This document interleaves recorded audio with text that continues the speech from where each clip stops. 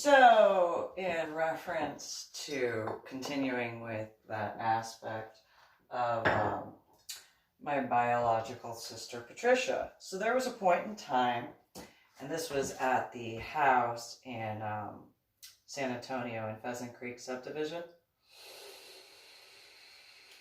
So she had. So here, let me give this preface before going into the full details of this little boy who really upset me. So, at the house, my biological sister tells me, oh, it's the first week of school at, I think it was McHenry High School or something like that. I think it was on Huebner or Bitters or the one with an E. Yeah, the Eckert. It was on Eckert. And so Mike and Anna had purchased the house in Silver Quail, and I had obviously the house in Pheasant Creek subdivision. And so I had warned Mike especially, be careful of those homeowners associations, because by that point I had already read and had dealt with the first president of the homeowners association, who wound up moving or changing or whatever. And it was before that car accident with the Datsun that drove into my backyard. And so, and then the different president of the homeowners association. So when he was looking at houses, he goes, well, what do you mean? I said, I was reading over the covenant, and you have to ask permission to put what plants you want to put in the front yard, and it can't be taller than 3 feet. I'm sure that some subdivisions that have homeowners associations are different, but the one that I was, the one that's in charge of this subdivision, if you have anything taller than 3 feet, that's a bush, you have to ask permission. And he was like, are you kidding me? I was like, yeah, no, that's some, that's garbage to tell me, I'm paying for my house, I'm paying my taxes. You want to tell me that I can't put a plant in my yard that I'm paying for? You kidding me? He was like, well, what does it say? If it is in front of the garage and it's over 3 feet and it's classified as a bush, you have to ask permission. And he was like, you kidding? No, let me tell you. And he was like, okay. And I said, after Lydia was born, my daughter, was doing some gardening. Now, mind you, I had already had an issue with the president who lived at a diagonal on the right side of the drainage ditch. And he goes, okay, what happened? I was like, so I was mowing the lawn, and I was coming up because the house I had in Pheasant Creek subdivision was on the corner in the cul-de-sac. And he was like, okay. I said, well, he saw that at that point, but I was coming up from the back end and completely, mowing the lawn. And this guy walks across the street. The mailboxes are on the little U-ish shape. And I turn off the lawnmower and I wipe my hands from the grass clippings. And I'm like, hi, just moved in a couple months ago, Susan. And the guy looked at my hand, looked at me, looked at my hand, and mind you, I did not have the haircut. I had normal color hair. I didn't have tattoos. And he looks at me and goes, I don't shake hands with the help. I own this house. What? And he was like, you're too young to own this house. No, I'm not. No, I'm not. So he had an attitude, that whole thing. Tell Mike that, and Mike was like, what? I'm like, yeah. Oh, and then, when having the barbecue, then he comes over before the barbecue, I was planting gladiola plants. And he goes, okay. So I got gladiolas to grow in that triangle out front. And he's like, oh, okay. And the guy was he came over and he goes, what do you think you're doing? I know I'm gardening. What are you doing on my property? the mailbox is over there. So,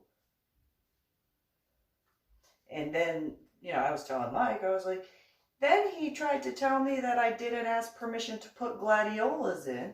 I was like, I don't have to ask permission to put gladiolas in. They're not considered a bush. They're considered a flower. And he was like, an attitude. And I'm like, it doesn't change the fact you are on my property.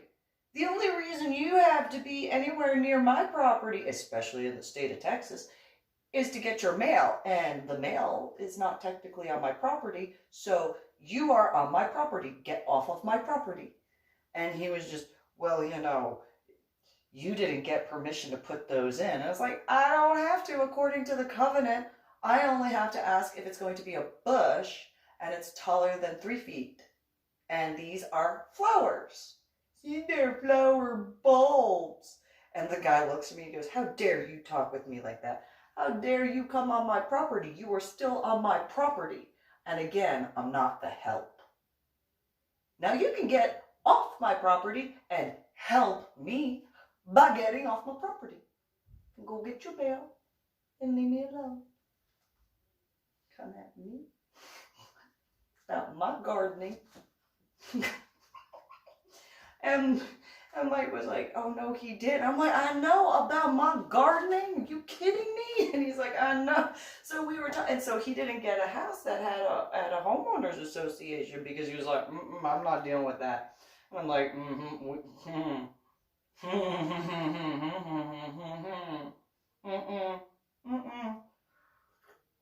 And he was like, yeah, the state of Texas telling me what I'm like, I know.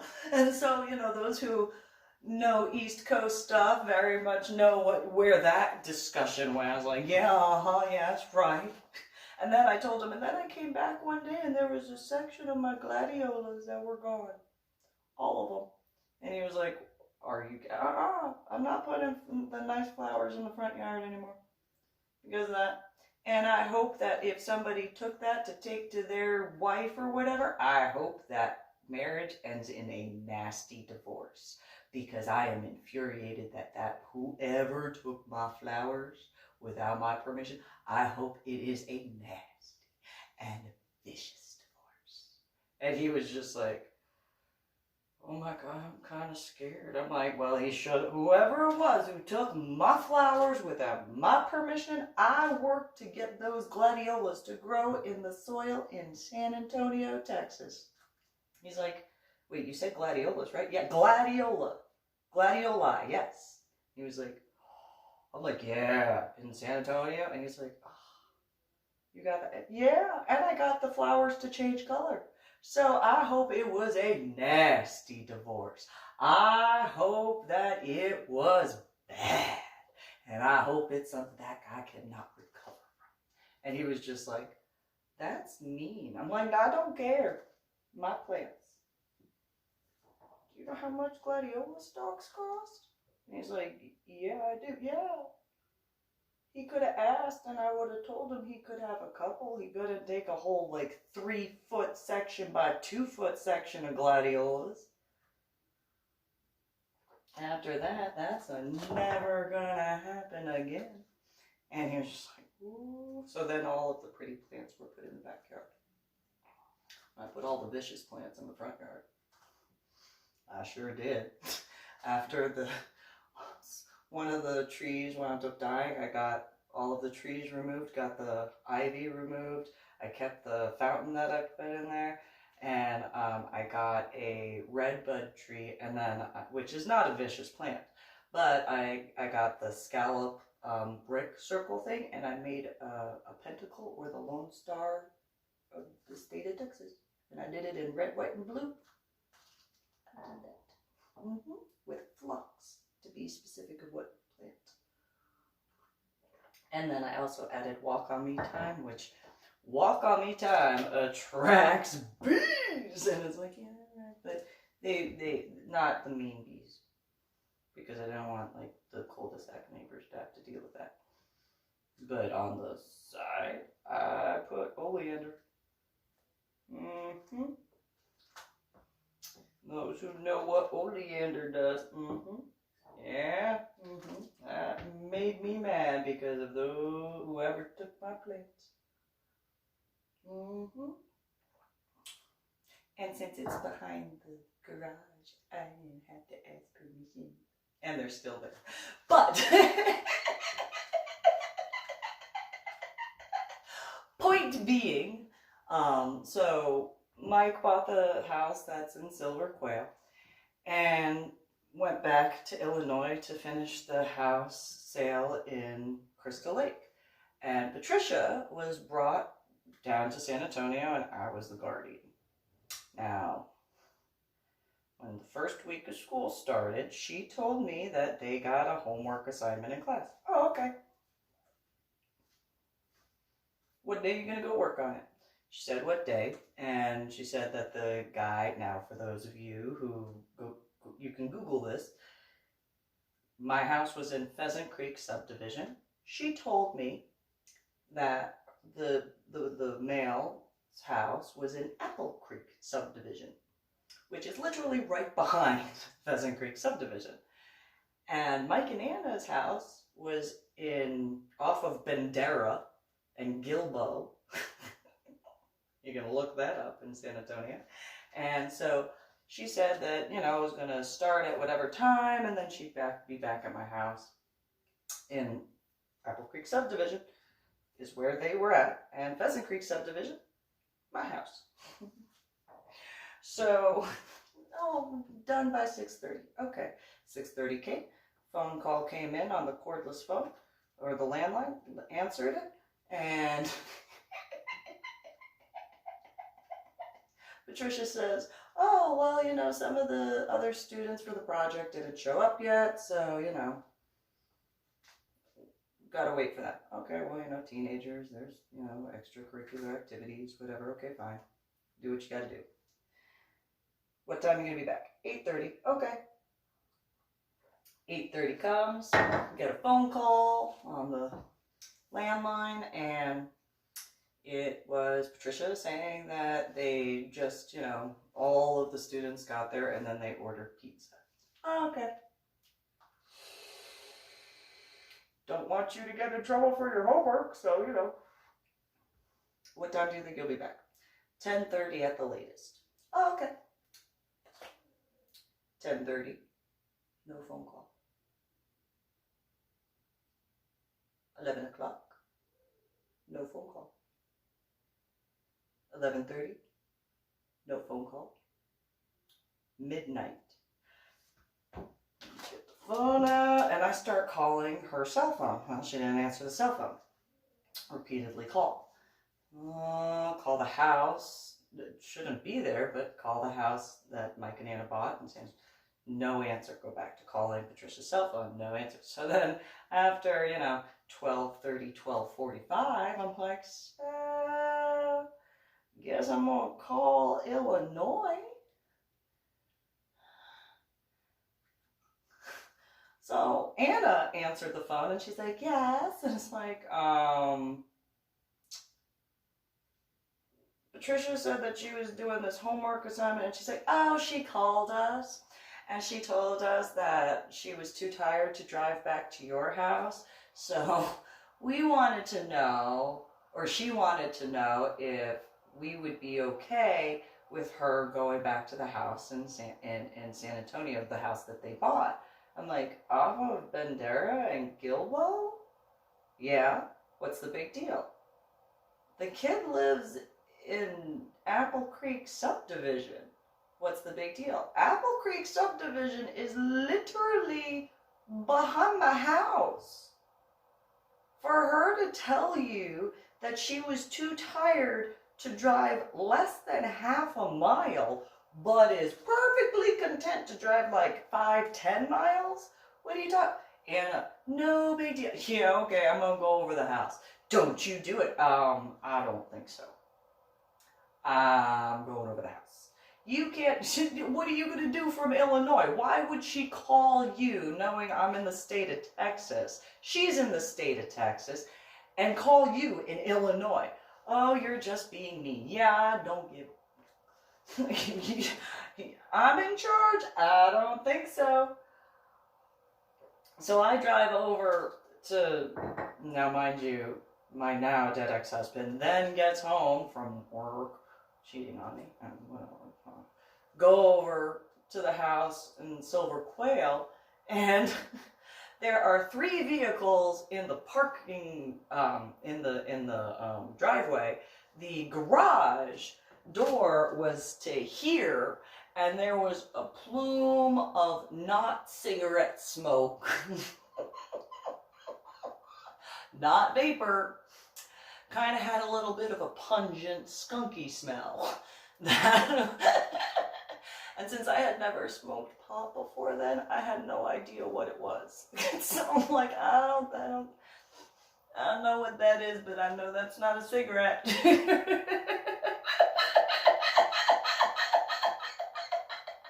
That was like 2003. I don't know.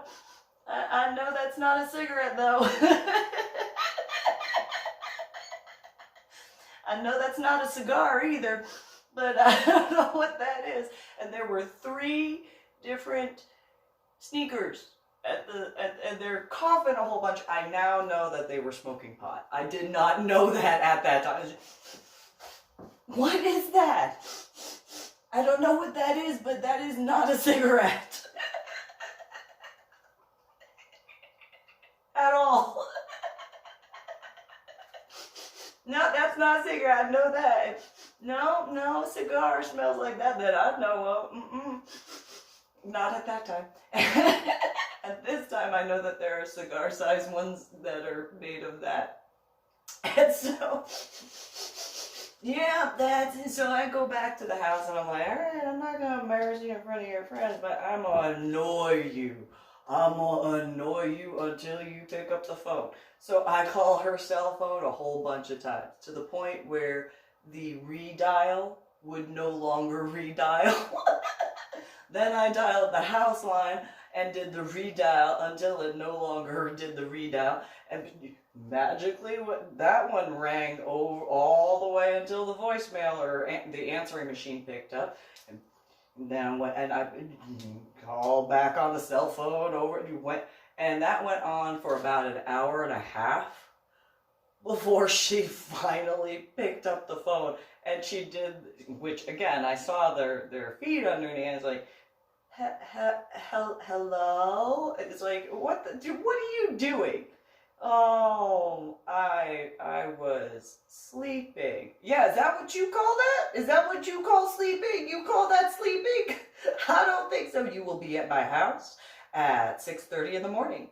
If you need to understand, 0630, you will be at my house and we will be talking until this gets squared away. And so she got all pissy and I'm like, I don't care. So then 6:30 comes around, I'm awake.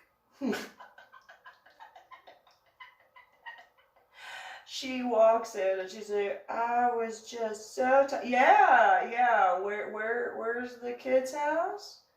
In Apple Creek. You mean the subdivision that's right there? Like you go out, turn to the right, and then to the left, and that's the subdivision for Apple Creek? And her eyes got huge, and she's like, uh-huh. So I talked with Anna. And she was just, yeah. So, what were you doing? I was too tired. You were too tired to drive? I don't think so. I drove over to the house. So whose cars were in the driveway? And she, I didn't. No. I saw three sets of feet in the garage. Whose feet were they? I recognized yours. Who were the other 2? Because I know they were male. So who were they? I didn't hear any cars go by. Well, that was probably because you were coughing a bunch. So, what were you smoking? It was not pot. We were not smoking pot. What is pot? Never mind, it's not important. No, what is it?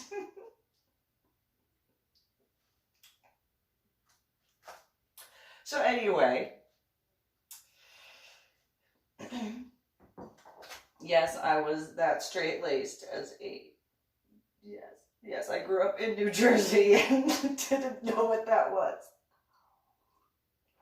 Anyway, so I interrogate her. I don't deny that I interrogated her. And then she's, I'm tired. Yeah, I bet you're tired. I don't think you're tired because of whatever, but I'm gonna get answers. And she was like, yeah, whatever. I'm like, you better tell me the truth right now, because if I have to get the answers, I'm gonna warn you that the punishment I will give you is not going to be something that you're going to be able to get out of. And she was like, yeah, okay, whatever. What happened? Well, she wouldn't tell me. She wouldn't even acknowledge, like, fully, technically, about what was going on. All right, fine. Go to school. Get out of my sight. Got my children ready for school. You know, my son and my daughter. Got them ready. Took them to Earth Montessori School. Get back to the house. I looked and I saw the cordless phone and I'm like, that's right. Adam, hello. Yes. I do not mean to alert you in a scary way, but my sister was at your house for a school project, and I wanted to inform you in case you did not know, because and just whatever, and because of my head injury I forgot. I made that phone call. So then I go, you know, when it was time at 12 o'clock, go pick up my son and my daughter from Earth Montessori School, bring them back to the house, get them, you know, squared away, get them their lunch, and, or, well, they had lunch, but get them their snack, and then put them upstairs for a nap and all that sort of stuff. And then the phone rang. And I was like, oh, hello. And it was a female. And the female and I, she and I were talking, and she was like, I got the voicemail and I just want to tell you my son didn't do anything wrong. Yeah, I know. I mean, unless he had your permission to be over at that house. She goes, wait, what? And so I told her about that. And she goes, who are you? And I'm like, well, I'm Susan, you know, I'm taking care of, you know, my children. And apparently she had been in a similar situation where she had to take care of her sister's children, and then they did something similar to Patricia. And so we're talking, and so we go on, and I told her about the head injury. She goes, wait, you had a head injury? And I'm like, yeah, I think she might be taking advantage of it, but yeah, I had a head injury on Palm Sunday in 2000. And she goes, where'd you have the head injury? And told her about basic training, the whole thing, and she's like, oh my God. And I'm like, so, you know, I mean, I have memory issues, and go on the whole thing. And she was like, so the only time that I've ever gone into the school to get my son, because she told me that her son was supposed to go to seminary school. I'm like, oh, I don't want that to be a problem for him to go to seminary school. That's good. And she was like, oh, you're okay with seminary school? Well, you know, I mean, he's going to learn about, you know, religion and spirituality and all that sort of stuff. And she's like, yeah. And I'm like, and then she's like, yeah, I was dropping my daughter off to the airport because she was, you know, going to go on missionary. And my other daughter answered checked the voicemail, and then she called me, and, you know, the mom had just gotten into town because the dad was working in Dallas or something like that, a whole bunch of stuff. And I was just like, oh, well, you know, I didn't mean to scare you. I do apologize. I just wanted to make sure that you knew, because I didn't want anything to get out of hand or anything like that. And she was just like, so the only other time I've ever done that when it came to my son was the 11th of September in 2001. And I'm like, oh. I apologize. I didn't mean to do that to you or to your son or your family. And she was like, well, you didn't do it. I go, yeah, I know I didn't do it, but, I didn't mean to cause that worry, with the situation. And she was like, well, we talked for a little bit longer, and I was like, well, if you guys want to come over for a barbecue, no problem. I'll cook up. I like to cook. And she's like, oh, well, that'd be really nice, but, I don't know if that's going to be possible at this point in time. I'm like, okay, well, you do have the availability. It's perfectly fine. I can cook stuff up, and I like to cook. No problem. So we went to talking for like 3.5, 4 hours on the phone. After that initial part. So Patricia, oh, that's right, I had to go pick her up from school. And she was doing some after school stuff, whatever. So I show up with the van. I didn't let her drive in, or that's right, I didn't let her drive in that day because I was mad. And so I dropped her off before taking my children to Earth Montessori. And so she stomps over to the van, opens the passenger door, and slams it shut. Get out of my car! Shut that door nicely. Then open the door, get in, and close it normally. She got pissed.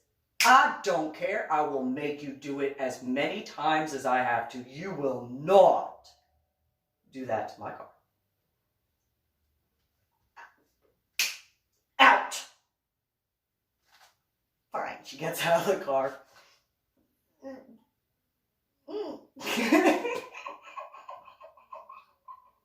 And she opens it up and she's trying not to be, like, yeah, huh? She gets back in the car. And I'm like, And so I put the car in drive and go. And she's like, you embarrassed me. I don't care. How'd I embarrass you?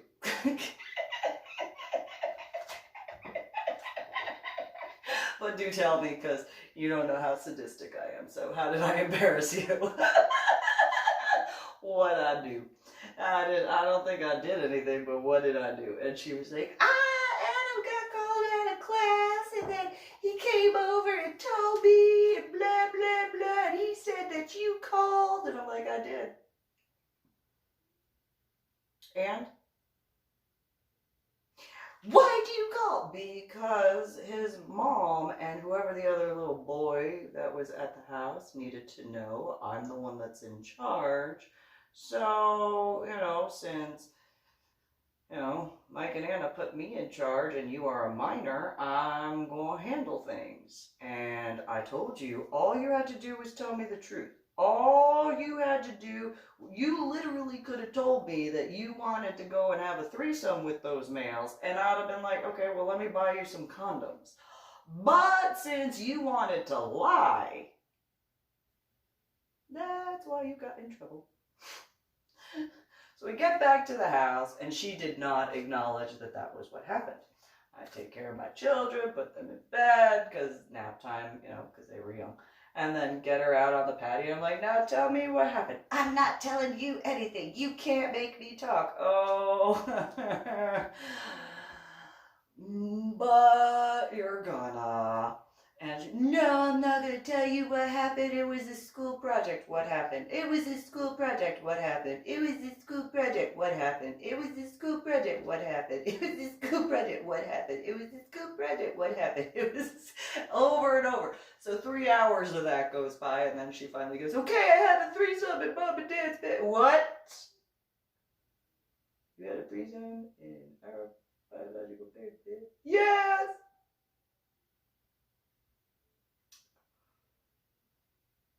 Oh.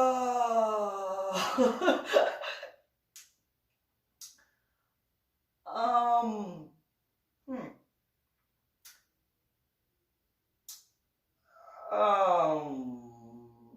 And then she got an attitude, and I was like, oh, now you want to get an attitude. And she tried standing up. It's like, sit your ass down. Don't make me put my hand on you. Don't make me hurt you, because I will. And it's like, well, I was going to be nice, but now that you want to run your mouth like that, all right. Well, you know what? I am not going to tell our parents. And she was like, oh, thank you. Now, again, before I continue, I am a sadist. I'm a dominant, but I am quite sadistic at times. And because of the attitude that she was giving me wrongly, obviously, and what she did to my car, yeah, well, you know, I've got a punishment for you. Oh, yeah, what's your pen? Well, you know, I'm not going to tell Mom and Dad. Like, oh, thank you. And it's like, again, I said I have a punishment for you. You should probably not be so happy right now. But it does make me giggle. And you did not hear that I have a punishment for you, but you heard that I was not going to tell our parents. And at that point, my now dead ex-husband, but then husband, comes back to the house and he sits down and he's like, what's going on? And so, this is what occurred. And he was like, well, you know, what's the big deal? I was like, So, and you watch her while I go in the house. And Patricia's like, oh, I don't have to tell. I don't have to tell. I go in the house, I grab the cordless phone, sit back down, and I'm like, yeah, hello? Yeah, hold on a second. So you're not going to tell me, but you're going to tell our parents. Look at my now dead ex-husband, then husband. You make sure that she tells them what occurred. I got some pies to go bake because we're going to Fort Worth this weekend to see your parents, and apparently I can't trust to leave her in this house like I was gonna. And she's holding the phone and she's like, hi Dad. And I'm just like, yeah, you tell Dad I'm gonna go cook. And so she wound up telling him, and then I get on the phone and he's like, I didn't send her to the state of Texas to be the best little whore in Texas. And I'm like, why are you yelling at me? She did it. I didn't do it. She did it. And he's like, oh my God, I can't. But well, you know, it's not my fault. She did it. She had her own free will. She could have told me the truth. It wouldn't have been a big, and then blah, blah, blah. Okay, fine. So he told me that my punishment for whatever I chose, because my house, and you know, because he was pissed. And so I was like, all right then. And I ran the punishment by him, and he was like, that sounds perfectly fine, you do that. And I'm like, all right then. So she was grounded, she couldn't drive. I took her back and forth, all this sort of stuff, and after like a month went by, I was like, all right. And she wound up meeting Susie Marie Nichols Lopez and that side of the family during that weekend. Anyway, because she went to Fort Worth, and Susie Marie was living in White Settlement at the time. So one day she was like, you know, can I have some friends over?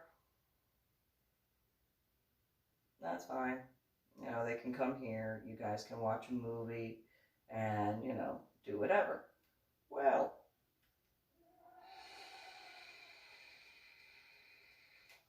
then I go downstairs after a little bit of time because I was upstairs doing the laundry and making sure my children were squared away, that whole thing. Go downstairs and there's nobody in the living room. Where are they? And I need a cigarette, and I hear laughing, irony, and they're outside on my back patio. Now, I had some hairspray out there because I was working on something, and I see one of the boys. There were two males, and then my biological sister, and then another female. And the male with hair that looked like a skunk, it had a streak of white or yellow bleach, whatever, but the rest was dark brown, and it was to about here. It's like, you need a, but whatever. So I walk outside, and he took my lighter and was taking the hairspray and spraying it. And he was aiming it at some of the people when I walked out, and I'm like, I don't think so. And the flame went back at him, and I'm like, what do you think you're doing on my property? And the boy with the skunk hair, looked at me, sprayed the hairspray, lit it on fire, and I'm like, I don't think so. You need to put that down and stop. So then he sprayed it again. And I'm like, no, I don't think so.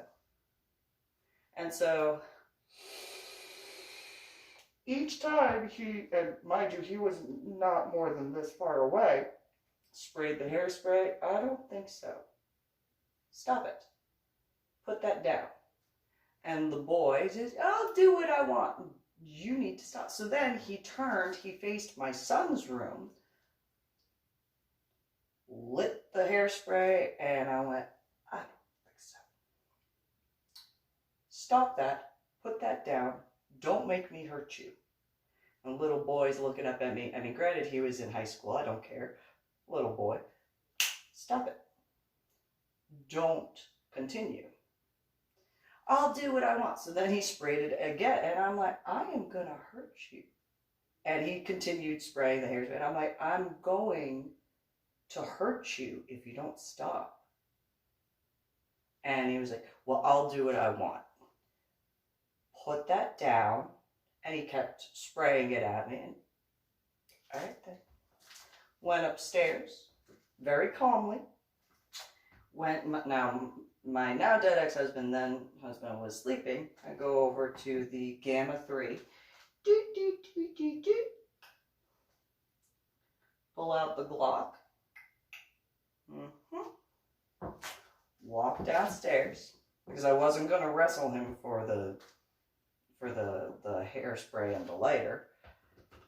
Walk outside, and he's still spraying and lighting on fire. The three, mainly Patricia, was laughing. The other two kind of were like, probably should listen to her. Then I walk outside, and I guess I'll just, well, this is shinier, so it'll give a good example. So I just walk out, I'm like, I suggest you stop aiming that at my house, on my property. And the boy looks at me and goes, my dad's a sheriff and I'll do what I want. And he sprays again. And so you're going to put that hairspray can down right now. And he decided to put the hairspray can down and put the lighter down. And I said, you need to leave my property now. And he was like, I'm going to tell my dad on you. I don't care. You tell him that you are lighting hairspray on fire, aiming it at those three, before aiming it at me, before aiming it at my house.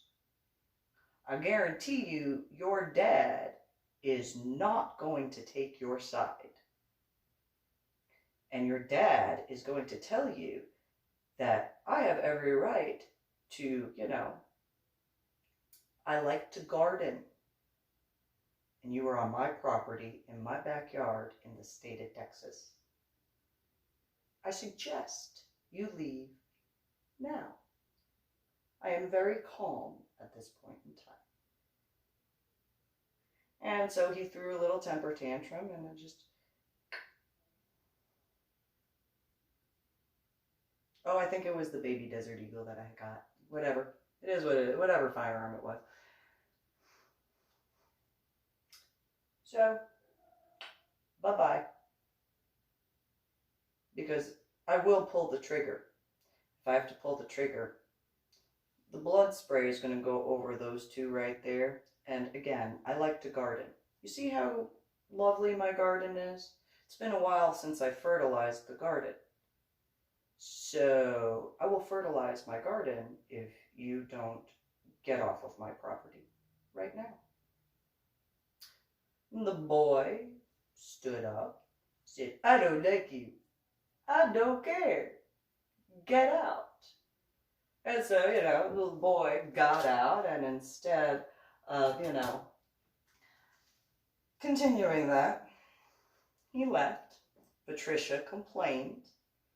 And then I did not get a phone call. No police officers showed up to my house. I know I was in the right because of the multiple attempts for that boy to spray hairspray, light it on fire, and aim it not only at my biological sister, who apparently didn't care, but the other two, they seemed to. And I obviously cared about that not being an issue for me or my house and my children. And so I would guesstimate if his dad actually was a sheriff, his dad probably very much explained that in the state of Texas, you had not only threatened the lives of 3 different people before I walked out, but then you did it to the owner of the house. And then you threatened her property. And so, yes, had every right to blow you away with multiple bullets if I had to. And so, Patricia threw her temper tantrum. Mike and Anna wound up coming back from Illinois to the state of Texas. And then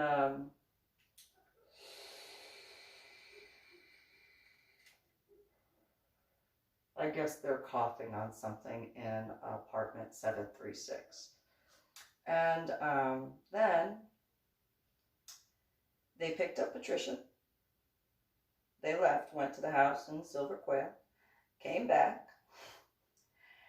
Mike looks at me and says, we need to have a sit down. I'm like, all right. So we go outside to the back patio. I sit down with my back against the wall, the bay window area, and everybody's at the rest of it. So it was me with my back to the bay window. And then there was Mike, Robert, Patricia, and then Anna. Mike says, everybody say their P, blah, blah, blah. And I go to speak and he goes, not you. All right. Patricia goes on her little temper tantrum, does the little waterworks, fake little tears, that sort of stuff. My now dead ex-husband goes, I don't really know what happened. I just, don't want to piss her off. So, she seemed justified with everything. So I don't really know. Anna then starts crying and looks at me and tells me, if it wasn't for you giving your husband a hug and a kiss on the cheek in front of Patricia, she wouldn't have felt lonely to go have a threesome in bed. What? If you did it, she repeated herself, and I was like, I didn't know that giving, at that point in time, husband, now dead ex-husband, a kiss on the cheek and a hug, not like a hug like I give like friends and stuff like that, just like a, yeah, there you go, would be the cause of that. That's kind of a little backwards. You're not going to blame me for that. And it's your fault that Patricia had a threesome in the bed. I don't think so. I don't think so. I'm not taking blame for that. And so I stated my part, as far as like what I did, and everybody was like, that's so mean that you did that. And it's like, you haven't seen mean. If you think that I'm being mean for giving a genuine punishment, that was very nice, to be quite frank. you have not seen me mean. And don't ever make that mistake, because the fact that you had the nerve to say, I think that was mean, lets you know that was not mean. If you have to say, I think, guarantee I was not being mean. You don't want to see me mean, because even with the boy who lit the hairspray on fire, I was being quite nice, because I could have just emptied the entire clip into that boy, and I would have legally been justified. I could have legally done that because of the Second Amendment right to protect myself as well as the other individuals, not forgetting my son and my daughter. But I chose to be calm. Instead, at this point, I kinda wish I pulled that trigger and emptied that clip. Even though I was at point blank range. Just to make sure.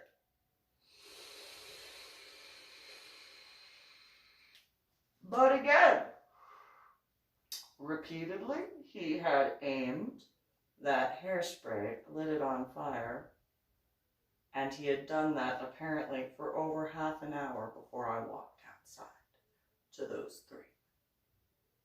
So Patricia defended that boy, that little skunk hair, whiny little temper tantrum baby. And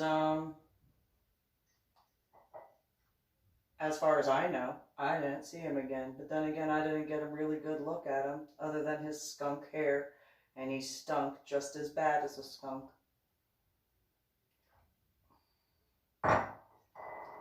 So I just figured I'd add that to the little aspects, because apparently Patricia thought that was sibling rivalry, and it was like, no, I was protecting your friends that you weren't protecting, that you were laughing at him doing. I was protecting my son, my daughter, and myself, as well as my property, not forgetting my neighbors in the cul-de-sac, because the fence that was along between my house and Manny's house was older, so it would have caught on fire like kindling, and then would have just gone around the entire neighborhood because of all of those.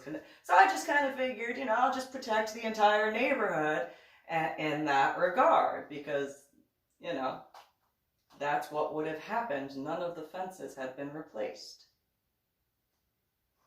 So. Just saying. But still, in the state of Texas, I had every legal right. And if that little boy threw a temper tantrum and his dad let him know that I was legally in the right and he continued to throw a little temper tantrum and hypothetically caused problems for my Medal of Honor art project and or my children, well, I do like to barbecue, and it's been a while.